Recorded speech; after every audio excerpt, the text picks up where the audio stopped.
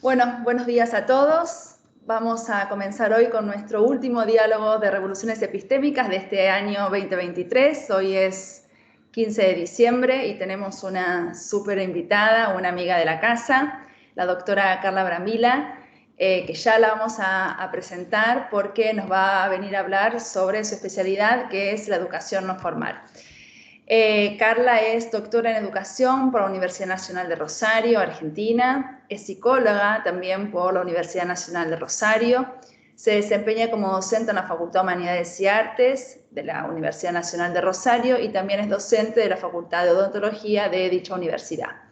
Es coordinadora y ha sido integrante de proyectos de extensión universitaria acreditados por la Universidad Nacional de Rosario. Es integrante de proyectos de investigación acreditados por la Universidad Nacional de Rosario.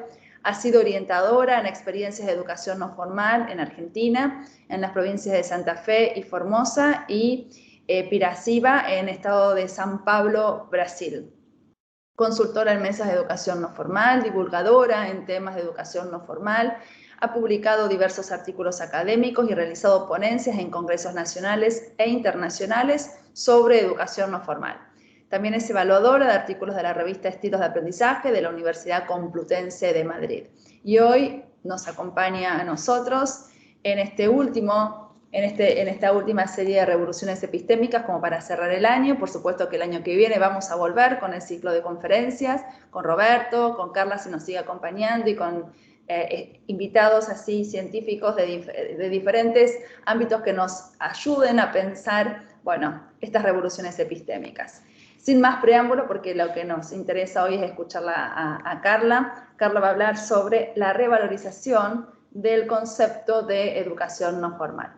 Bueno, Carla, todo el ciberespacio es tuyo, bienvenido, gracias, es una amiga, como dijimos antes, así que la escuchamos atentamente. Gracias, Carla. Bueno, muchas gracias Virginia, muchas gracias Roberto por invitarme a este espacio de diálogo, a estos espacios que son tan ricos para poder intercambiar opiniones, para poder intercambiar ideas y para poder seguir enriqueciéndonos conceptualmente, teóricamente y como a ustedes les gusta mucho también epistemológicamente. Es un placer compartir, bueno, obviamente que si el año que viene continúan, estaré presente y los estaré acompañando con gran placer. Bien, como bien mencionó Virginia, me dediqué al estudio en profundidad en el tema de la educación no formal. Tengo un amplio recorrido en el tema, hace ya desde el año 2000 que me inicié en este camino.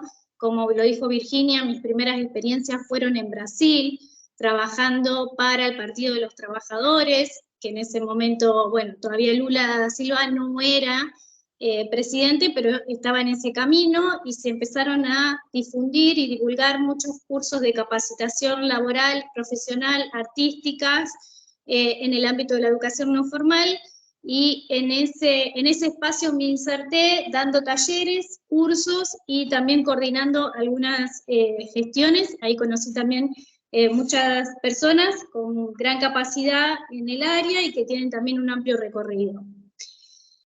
Luego, como dijo Virginia, seguí investigando en la educación no formal y hubo un momento, podría decir, un acontecimiento fundamental en mi vida que me hizo repreguntarme, sobre todo por el concepto de educación no formal y cuál es su relevancia y su trascendencia en el contexto actual.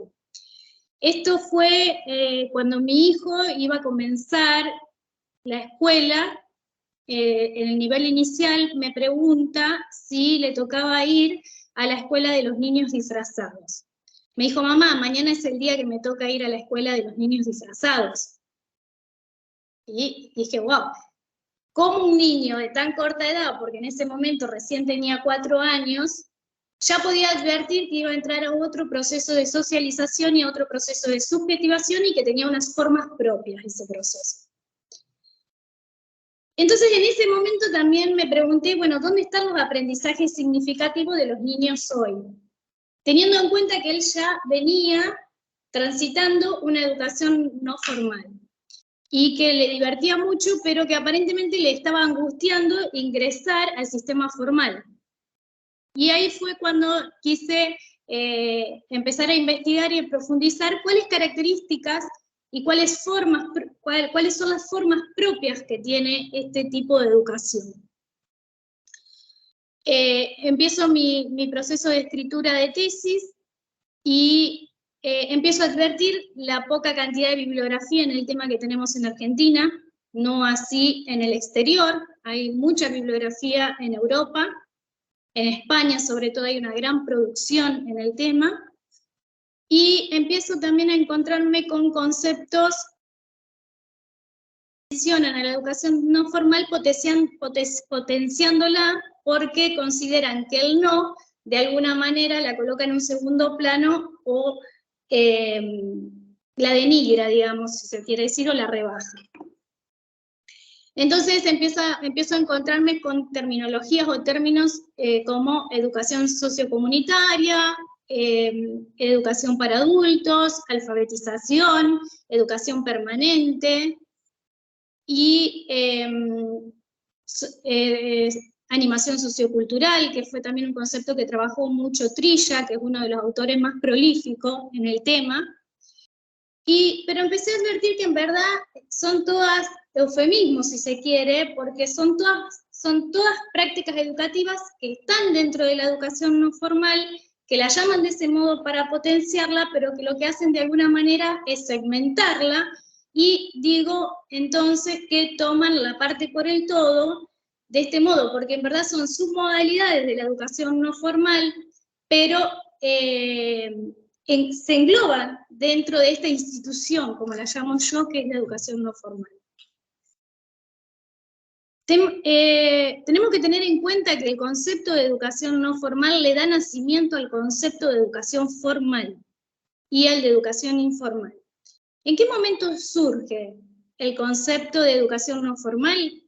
Surge en 1968, en la Conferencia Internacional sobre la Crisis Mundial de la Educación, que se llevó adelante en Estados Unidos, en Williamsburg, en Virginia, más específicamente, y en ese momento Philip Coombs, que presidía esa conferencia, advirtió que había un montón de prácticas educativas que se estaban llevando por fuera del sistema escolar, pero que tenían un gran impacto, sobre todo en la democratización y en el fortalecimiento de la sociedad civil. Y es en esa conferencia y en ese ámbito en donde se establecen los tres conceptos de la educación.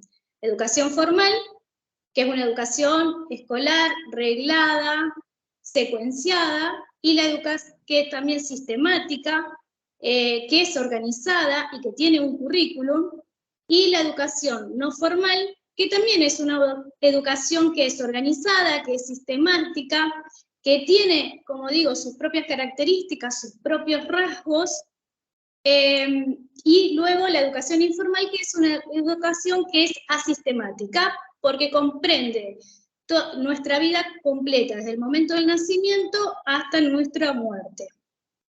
De hecho, por ejemplo, Caballé Miranda dice que la educación formal y la educación no formal potencian a la educación informal.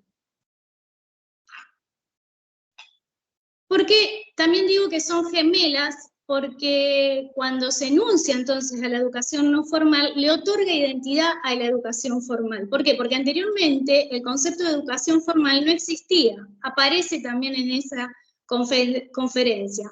Anteriormente sí, Durkheim nos había hablado, nos trajo el concepto de formas escolares, y que es un concepto que estuvo muy bien trabajado, muy bien desarrollado, y que está muy bien estudiado por toda la literatura. Pero recién en 1968 es que se pronuncia ese concepto de educación formal, no formal e informal. ¿Por qué hago esta aclaración?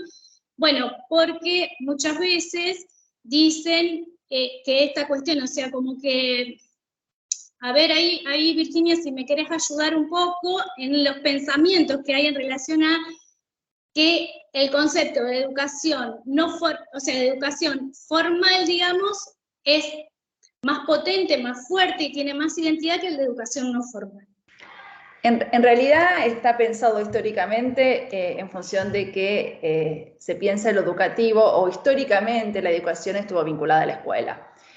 Cuando la sociedad se va complejizando más, podemos ver que hay otras prácticas educativas, específicamente en el siglo XX, que exceden a la escuela, y por eso desde ahí esta educación no formal avanza aceleradamente para, desde su propia lógica, que tiene su lógica de programación, de sistematización, de evaluación, pero por fuera de la escuela. Entonces, hoy es como un lugar muy revalorizado en función de que la vida es mucho más amplia que lo que ofrece la vida escolar. Entonces, pasamos mucho más tiempo en otras instancias de educación no formal que en la escuela. Sí, en verdad es como lo decís vos, se homologó el concepto de educación formal con el concepto de escuela, y en esa homologación el resto de los conceptos como que quedaron por fuera, o sea, solamente lo que educa sería la escuela o serían las instituciones escolares, llámese desde jardín de infantes, maternales, hasta universidad, y todo el resto no entraría dentro de ese sistema. Ahí también es importante remarcar que en el momento que surge este concepto, y como dije, es un contexto también de grandes cambios y grandes transformaciones. Fue en 1968, tenemos que tener en cuenta que fue el momento de aparición de las teorías crítico-reproductivistas o del auge de dichas teorías, que también fue un contexto de muchas transformaciones y cambios que tenían que ver con cambios sociales, culturales, epistemológicos, sociológicos, y también de corrientes de psicología. Entonces también es un contexto de que de alguna manera se empiezan a ver las transformaciones dentro del contexto de la modernidad con un contexto de la posmodernidad que empieza, digamos, a diseñarse ese contexto social o esta posmodernidad. Por eso ahí también a mí me parece que es importante resaltar estas cuestiones de cómo, digamos, la escuela surge en la modernidad, con la cuestión del surgimiento, del nacimiento del Estado-Nación, ¿sí? ¿Qué hace? Cuando aparece el Estado-Nación se expropia de las funciones que tenía la sociedad civil, y en una de esas expropiaciones, por ejemplo, aparece la de la educación. Entonces ya no es más la sociedad civil la que se ocupa de la educación, sino que empiezan a hacer el Estado y las escuelas, porque a través de este modelo obviamente se buscaba la igualdad para todos, se buscaba una socialización a través de conocimientos que estaban legitimados públicamente, y aparece la cuestión de un positivismo pedagógico y una pedagogía de la esencia muy fuerte, ¿no? Donde había un modelo, un ideal que debíamos construir, que debíamos seguir, y todas las comunidades o toda la población debería alcanzar ese ideal. Obviamente, con los cambios y las transformaciones que mencionaba anteriormente, este Estado empieza a perder significatividad y empieza a perder de alguna manera aquel valor institucional, y hay un reposicionamiento de la sociedad civil muy fuerte. ¿Por qué? Porque se empiezan a desmoronar los principios de este Estado moderno. Cuestiones que las vemos claramente en los contextos sociales que estamos atravesando hoy en día, ¿no? Ya los ideales no están puestos en el modelo de la escuela o del docente, o en querer estudiar una carrera universitaria y con esa carrera universitaria obviamente lograr el ascenso social, por ejemplo. Hoy nos encontramos con nuevas subjetividades, con nuevas identidades, con nuevas formas de constitución del lazo social, y eso se ve muy claramente en los niños, se ve también en los adolescentes, en donde se configuran otras redes de socialización y de subjetivación muy fuertes. Y los ideales están construidos, si podemos pensarlo, hasta de manera efímera, ¿no? Porque son también muy cambiantes, con todo lo que tenemos, con todo lo que tiene que ver con las nuevas redes sociales. Y eso, bueno, también obviamente lleva a que haya hoy en día también un énfasis mucho más fuerte en lo que tiene que ver con la cuestión de los aprendizajes, y en la cuestión que tiene que ver con también de la segmentación social y de la ubicuidad. que es un concepto que trabaja Burbules, el de ubicuidad. Entonces, ¿qué aparece? Perdón, Carla, ¿no será más bien que es una revalorización de los gustos? Porque yo me quedo con dudas de si el Estado verdaderamente está perdiendo esa parte, porque los grados académicos siguen pesando. ¿Y quién autoriza los grados académicos? Precisamente la educación formal. El detalle fundamental es que la no formal y la informal, que a pesar de tener gran apoyo, o sea, yo reconozco los grandes saberes, la parte de los conocimientos no formales e informales que retroactúan en la formal, pero, por ejemplo, la formal es la única que te va a dar el peso de los medallones, de los grados, Sí. ese punto. Entonces, como que ahí más bien es una revalorización en la actualidad. Yo dudo de esta parte que mencionas del debilitamiento del Estado. En ese sentido, más bien yo lo vería como una metamorfosis, una autoorganización del Estado, una revalorización de las condiciones del Estado frente a los nuevos contextos. Frente a estos contextos de no formalidad, tanto que por eso hablamos ahorita de ecología y de diálogo de saberes, ¿no? Como la recuperación, la búsqueda continua de esos saberes que fueron desechados, anquilosados, decimonónicos, para volverlos a revisar, a ver si se pueden volver a integrar o a ver si hay una herencia pero precisamente a la ciencia, y volvemos al canal de la educación formal, ¿no? O sea, lamentablemente, perdón, ya con esta parte termino, lamentablemente en todos los cursos, en todos los congresos, en todos los conversatorios, en todo, siempre tiene que ir por delante la institución y el grado, porque el mercado de las ideas, como lo dijo Wallenstein, así se pusieron las reglas, ¿no? Sí, es que como muy bien lo decís, Roberto, el sistema de acreditación lo otorga el Estado y los títulos los otorga el Estado, y la educación no formal no cuenta con esos títulos, porque cuenta con certificados y no con títulos. Sigue siendo el Estado el garante de la educación y el garante del conocimiento y el garante del saber. De eso no lo pongo en duda, ¿no? A lo mejor yo lo expliqué no lo expliqué exactamente como debería y se puede haber malinterpretado.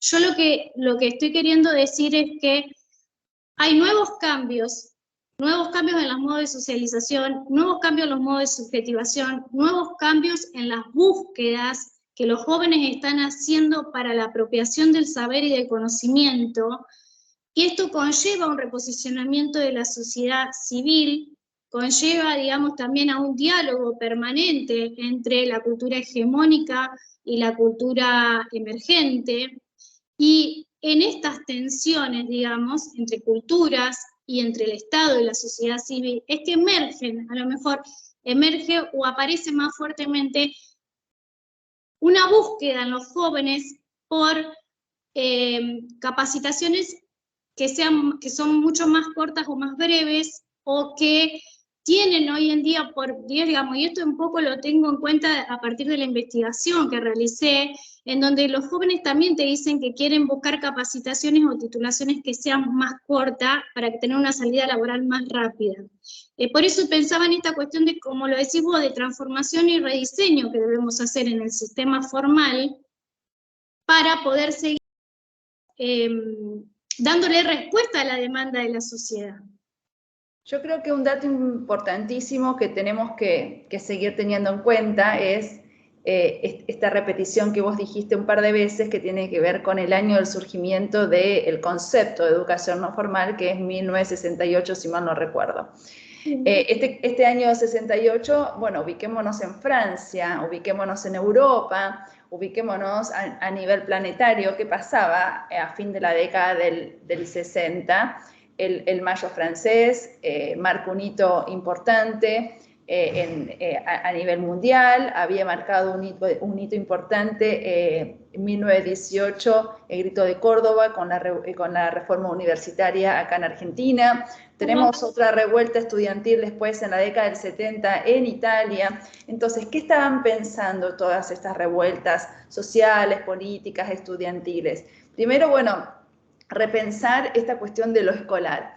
repensar la accesibilidad también a esta cuestión escolar, pero principalmente el mayo del 68 tiene su impronta o tiene características muy fuertes a nivel teórico que están relacionados a los procesos de autogestión, las corrientes no institucionalistas en educación o las pedagogías institucionalistas que empiezan a analizar el hecho educativo desde el psicoanálisis, desde el marxismo, desde el sociopsicoanálisis. Entonces aparecen toda una serie de categorías teóricas muy densas que hacen repensar la insuficiencia o la reproducción cultural de lo escolar desde el punto de vista de lo formal, y porque habíamos terminado una Segunda Guerra Mundial, estábamos por llegar a la Luna, teníamos un montón de cambios sociales, políticos y económicos que el mundo se estaba reorganizando.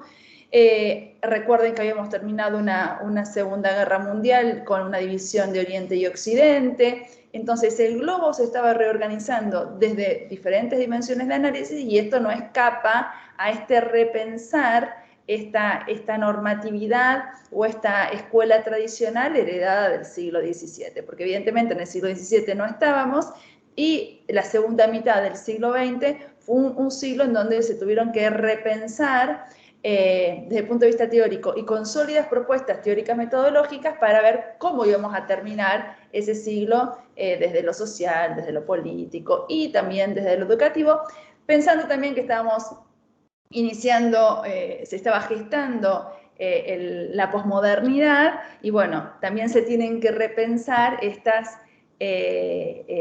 accesibilidad, no solo a la educación, sino al mundo del trabajo. Sí, exactamente. Comparto eso que estás diciendo, Vir. Eran cambios sociales y culturales. También estuvo la Revolución China. Acá tuvimos el Rosariazo, el Cordobazo.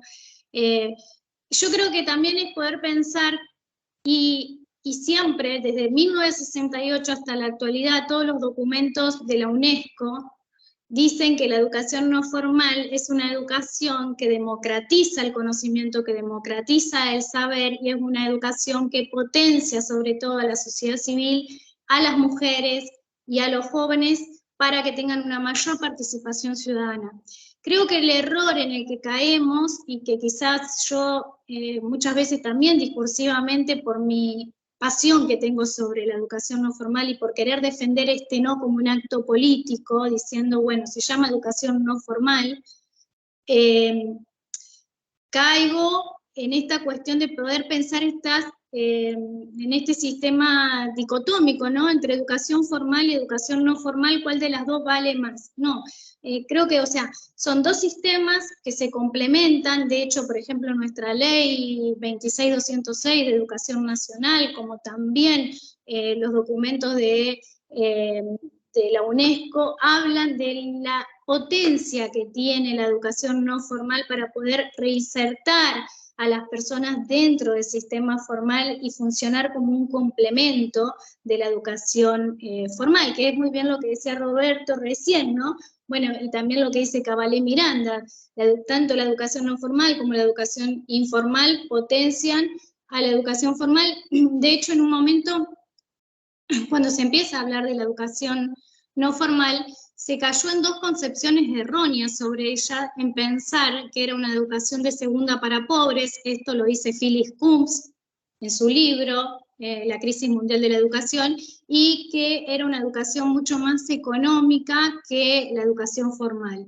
A lo que el autor dice claramente que no se podía hacer esa comparación teniendo en cuenta de que no estamos comparando dos sistemas iguales, ni que tengan las mismas características, ni la misma población, ni las mismas instituciones, pero sí, y que tampoco es una educación para pobres, teniendo en cuenta de que los países más desarrollados son los que cuentan con más capacitación y programas de educación no formal, porque de esta manera ayudan el desarrollo productivo de su nación.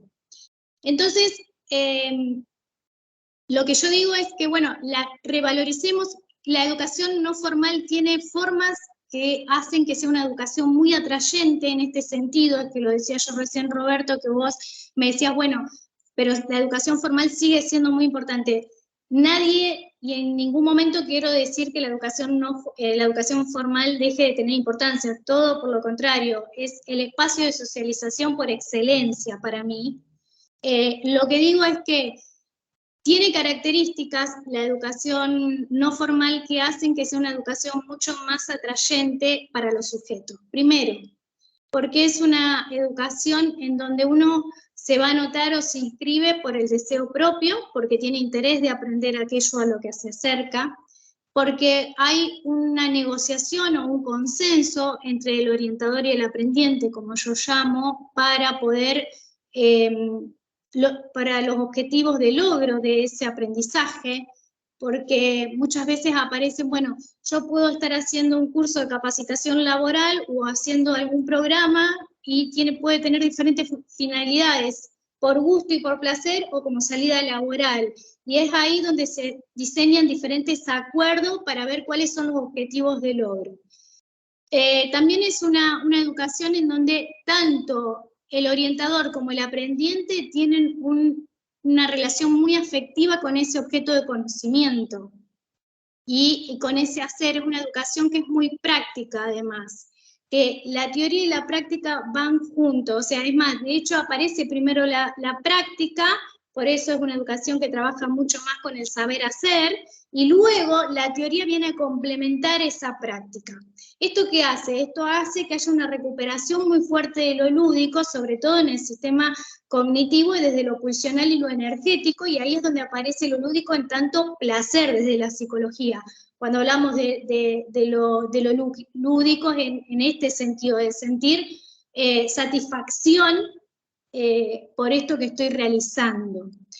También es una educación que tiene los objetivos y el conocimiento muy focalizado y esto hace que haya una inmediatez de los resultados, que no se tenga que esperar 5 años para obtener un título, no, capaz que en 2 o 3 meses o un año, de acuerdo a las finalidades, al programa y a lo que decidiste realizar, ya podés tener un certificado y podés tener una constancia de que adquiriste las habilidades específicas.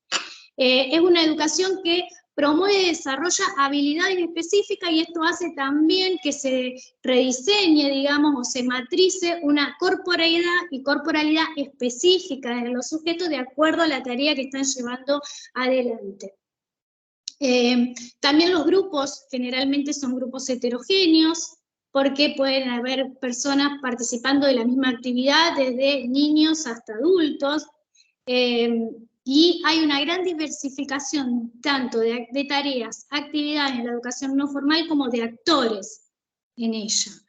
Bueno, yo creo que todos estos ingredientes hacen, o estas características, hacen a que sea una educación mucho más, como dije, atractiva para muchas personas, y creo que si nosotros, estoy hablando de Argentina, obviamente no conozco la realidad de México y de otros países, pero en Argentina tenemos una gran crisis en lo que tiene que ver con la educación formal, con lo que tiene que ver con, de hecho ayer se reconocieron los resultados PISA y estamos en muy malas condiciones. Entonces creo que si llevamos estos rasgos, estas características a la escuela, quizás podríamos transformar a la educación y hacerla que sea una educación más amena o que responda más a las necesidades que tienen hoy nuestros jóvenes. No sé si se entendió. Sí, bastante bien. Bueno, yo estoy pensando... vale, pues siempre la idea de pensar en qué queda después, ¿no?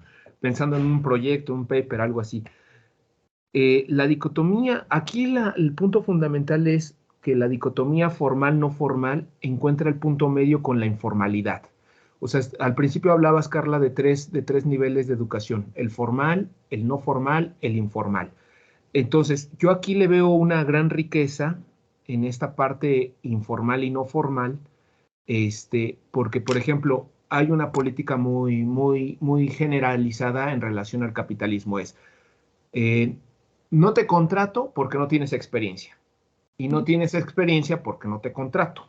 Entonces, recuperando esto que tú estás diciendo del primer mundo, muchas de las prácticas, muchos de los estudiantes a todos los niveles optan por el voluntariado. La actividad del voluntariado nos lleva a esta educación informal, no formal al mismo tiempo.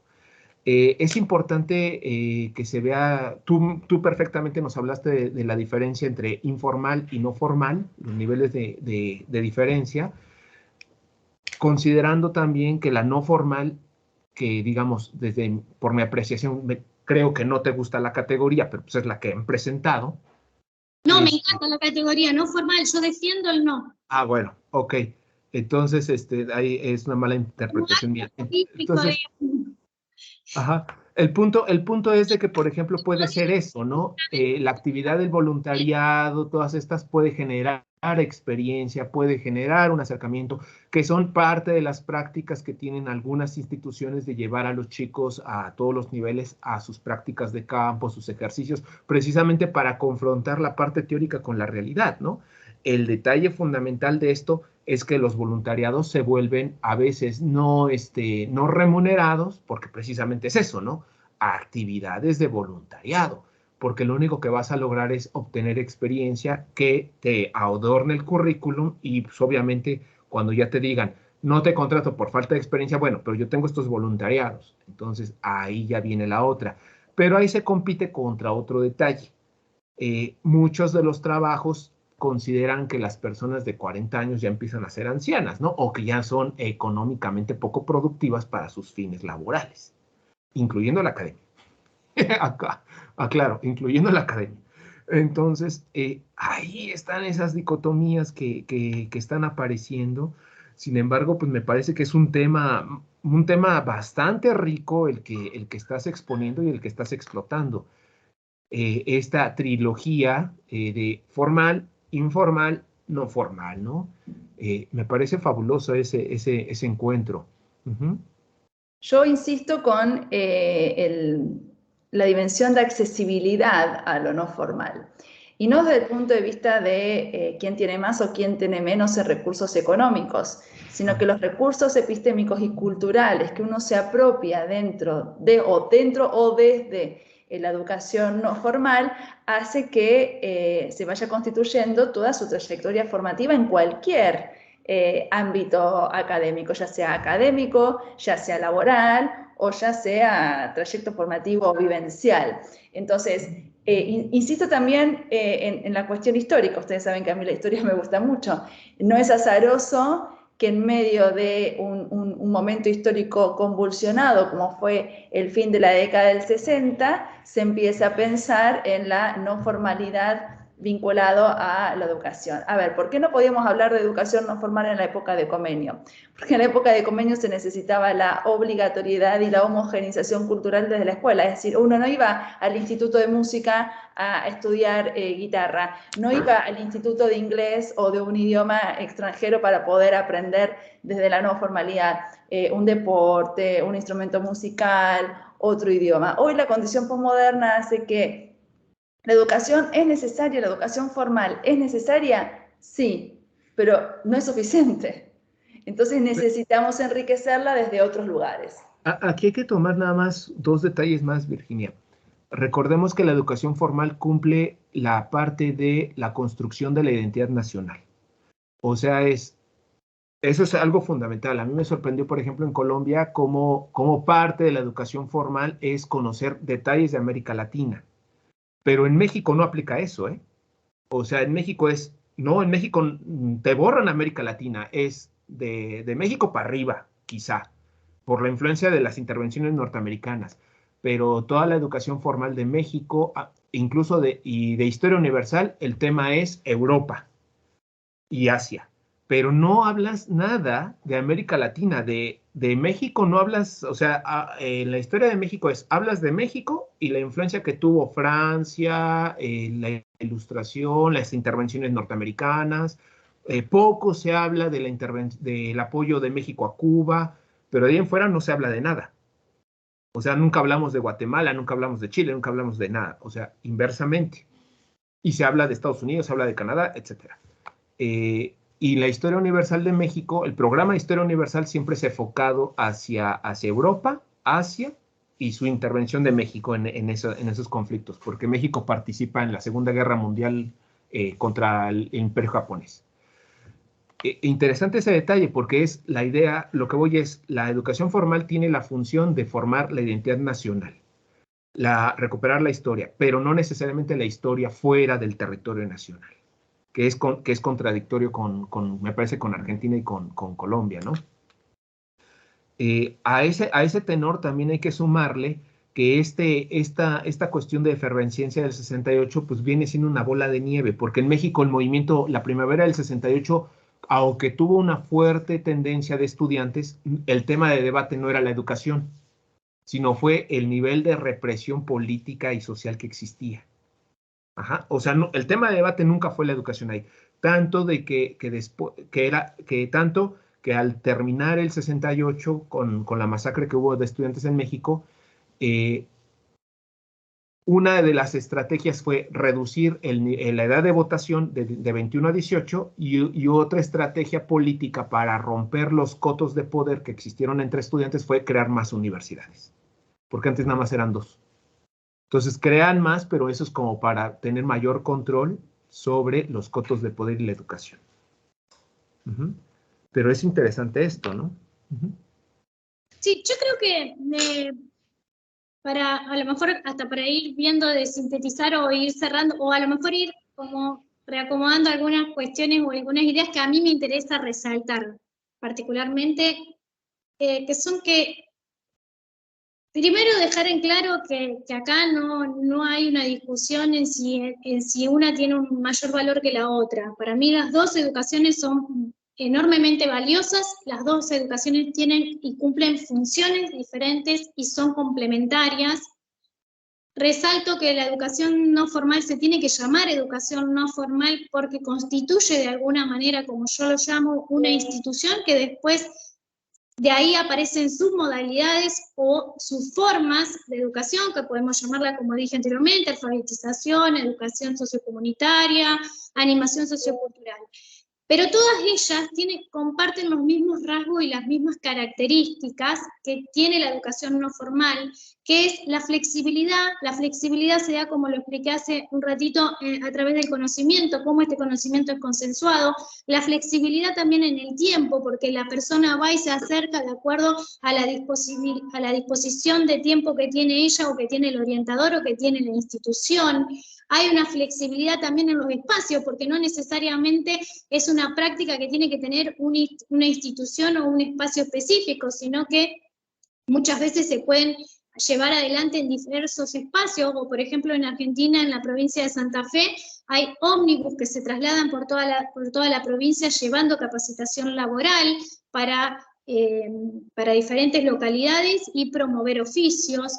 Entonces, es una educación que tiene mucha flexibilidad, que es adocrática, que tiene una gestión mucho más adocrática y no burocrática, como tiene la educación formal, que, como dije, hay un consenso permanente entre los actores que participan de ella, que hay una recuperación de lo lúdico porque aparece muy implicado el placer del sujeto en esa práctica educativa y que hay una inmediatez de los resultados y una construcción de la corporeidad que es específica de acuerdo a la tarea.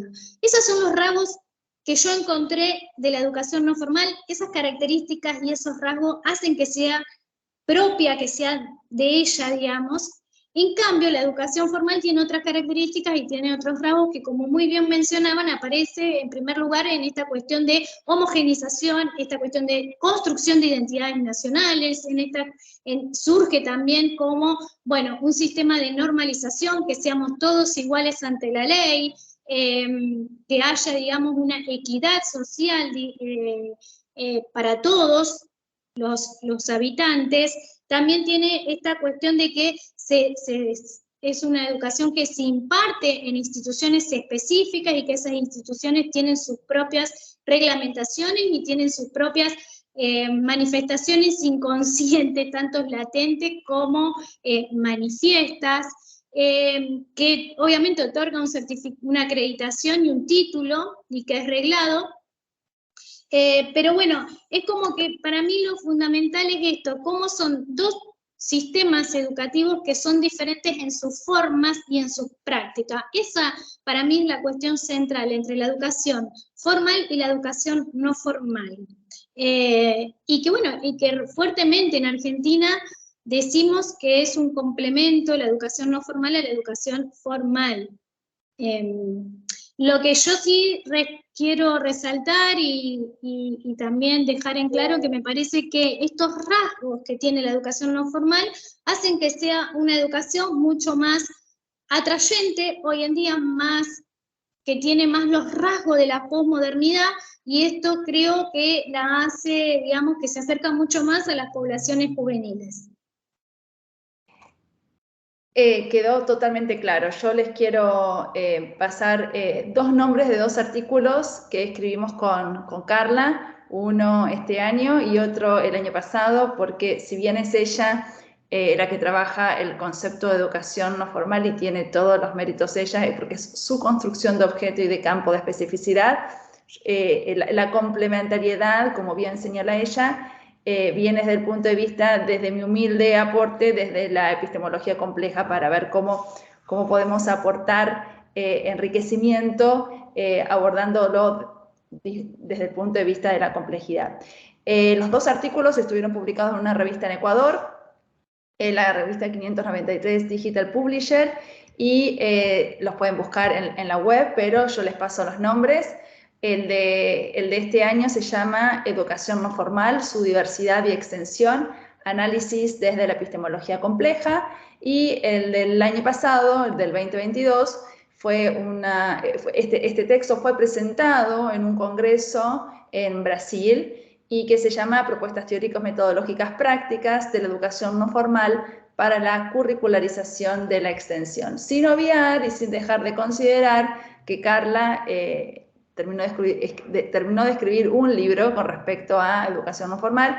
Lamentablemente va a estar solamente, o bien habido, va a estar solamente en papel por ahora en Argentina. Después veremos si puede traspasar los límites de las fronteras argentinas y se puede publicar en digital para que sea de libre acceso para todo el mundo. Por lo pronto lo vamos a degustar solamente los que vivimos acá en Argentina. Así que Roberto, después cuando nos veamos en alguna latitud en algún momento, te lo voy a llevar de regalo. No va a ser por ahora, pero ya lo vas a tener dentro del bolso que vengo recolectando con todos los presentes que te tengo que entregar en algún momento. Acá te tengo también tus paquetes y tus constancias todavía que no nos hemos visto, pero vamos en eso.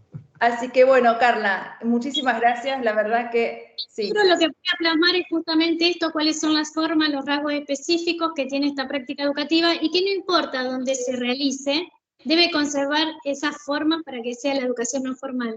Teniendo en cuenta también que puede haber prácticas educativas de educación no formal que se lleven a cabo con las formas escolares. Seguramente. Entonces, ahí es donde está el nudo central, digamos, de lo que me interesa a mí, que podamos discernir de lo que es una cosa y de lo que es otra cosa. Yo creo que el puntapié inicial ya está dado, muy ricamente y muy densamente iniciado, así que bueno, vas a tener un largo trabajo en tu vida académica para poder seguir enriqueciendo y dándonos luz sobre este tema tan interesante que es la educación no formal, que yo creo que es lo que se viene abordando colateralmente, pero que de un tiempo a esta parte es una discusión central dentro de la agenda educativa. Creo que sí, que es una discusión central en la agenda educativa y que tenemos que repensar todas las políticas educativas, digamos. Y repensarlas así, con teorías, con posiciones, con... nada, y también leyendo la sociedad que tenemos hoy en día. Exacto. Leer la sociedad es importantísimo para ir repensando todas nuestras acciones teóricas y metodológicas.